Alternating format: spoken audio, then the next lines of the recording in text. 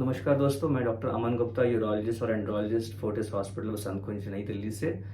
आइए आज हम बात करते हैं वेरिकोसील की ग्रेडिंग के बारे में।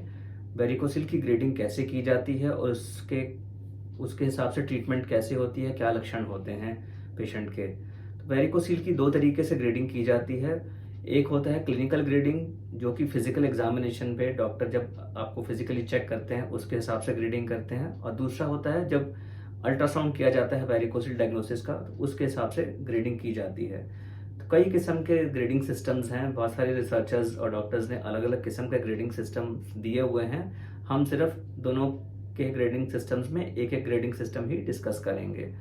सबसे पहले आता है क्लिनिकल ग्रेडिंग सिस्टम, जिसके अंदर की फिजिकल एग्जामिनेशन पर ग्रेडिंग की जाती है। जब पेशेंट को फिजिकली चेक किया जाता है कि वेरिकोसील किस टाइप की है, उस हिसाब से उसको क्लिनिकल ग्रेडिंग सिस्टम कहा जाता है।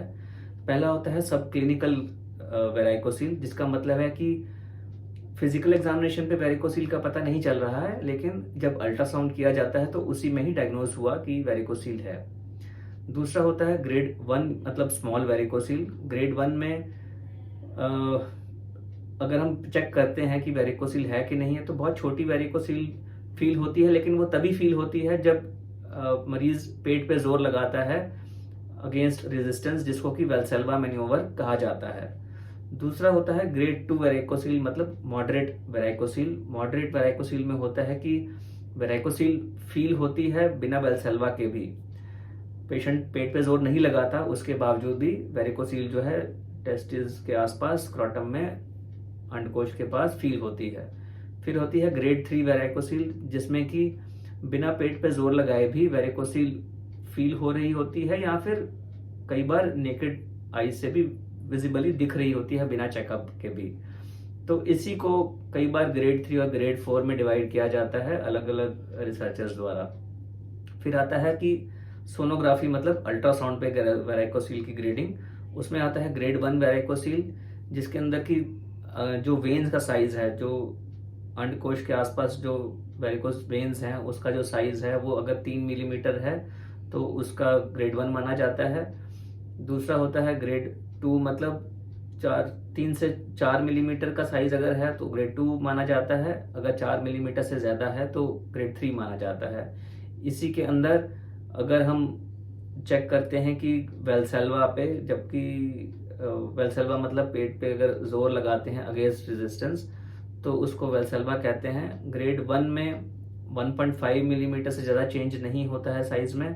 ग्रेड 2 में उससे थोड़ा सा ज़्यादा होता है, 1.5 से 2.5 मिलीमीटर तक, और ग्रेड 3 में होता है उससे ज़्यादा का अगर चेंजेस आ रहे हैं वेरिकोसील साइज में। तो सब क्लिनिकल और ग्रेड 1 वेरिकोसील अक्सर इंसिडेंटली पाई जाती हैं, मतलब उनसे लोगों को खास कोई दिक्कत नहीं होती है। लोग किसी और चीज़ के लिए चेकअप कराते हैं, अल्ट्रासाउंड करवाते हैं, उसमें पता चलता है कि ग्रेड 1 वेरिकोसील है। आमतौर पे इस पे इलाज करने की कोई ज़रूरत नहीं पड़ती है, अनलेस कि अगर आपको कोई दर्द हो रहा है, कोई कोई आपको पेन हो रही है टेस्टिस में, तो उसमें कई बार पेन किलर्स आपको एडवाइस दी जाती हैं, या मिनिमम कुछ कंजर्वेटिव मैनेजमेंट ही किया जाता है, सर्जरी की ज़रूरत नहीं पड़ती है। ग्रेड 2 या ग्रेड 3 में कई बार चेंजेस आ जाते हैं। ग्रेड 2 में स्पेशली कई बार जैसे स्पर्म पैरामीटर्स हैं, पेन है, ये सब चीज़ें चेंज हो सकती हैं। स्पर्म पैरामीटर्स कम हो सकते हैं, स्पर्म्स का काउंट कम हो सकता है, उसकी जो मॉर्फोलॉजी है, उसकी जो बनावट है, उसकी फंक्शनिंग है, वो सब चीज़ों में चेंज आ सकते हैं। ग्रेड 3 होता है कि विजिबल है, वेरिकोसील बहुत बड़ी हो गई है, गुच्छा दिख रहा है वेन्स का। उस केस में अक्सर लोगों को पेन हो रहा होता है, स्पर्म पैरामीटर्स भी एबनॉर्मल होते हैं, और कई बार उसके अंदर जो गोली का साइज है वो भी कम हो सकता है, टेस्टोस्टेरोन लेवल भी कम हो सकता है, जिसकी वजह से इरेक्शन प्रॉब्लम्स हो सकते हैं। तो आमतौर पे जो ग्रेड 1 वेरिकोसील है उसमें सिर्फ कंजर्वेटिव मैनेजमेंट, मतलब बिना ऑपरेशन के ही इलाज किया जाता है। उस केस में पेन किलर्स दिए जाते हैं, कुछ एक्सरसाइज बताई जाती हैं जिससे कि वेरिकोसील का आपको डिस्टर्ब ना करे। दूसरा होता है ग्रेड 2 वेरिकोसील, जिसके अंदर अगर स्पर्म पैरामीटर्स प्रॉब्लमेटिक हैं, अगर इनफर्टिलिटी की प्रॉब्लम है, पेन मेडिसिन से कंट्रोल नहीं हो रहा है, तो उस केस में कुछ ट्रीटमेंट सर्जन आपको एडवाइस करते हैं।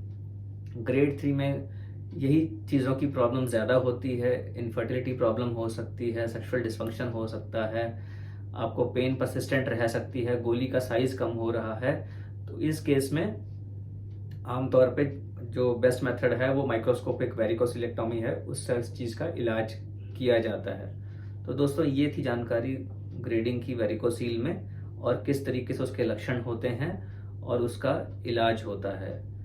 Thank you so much.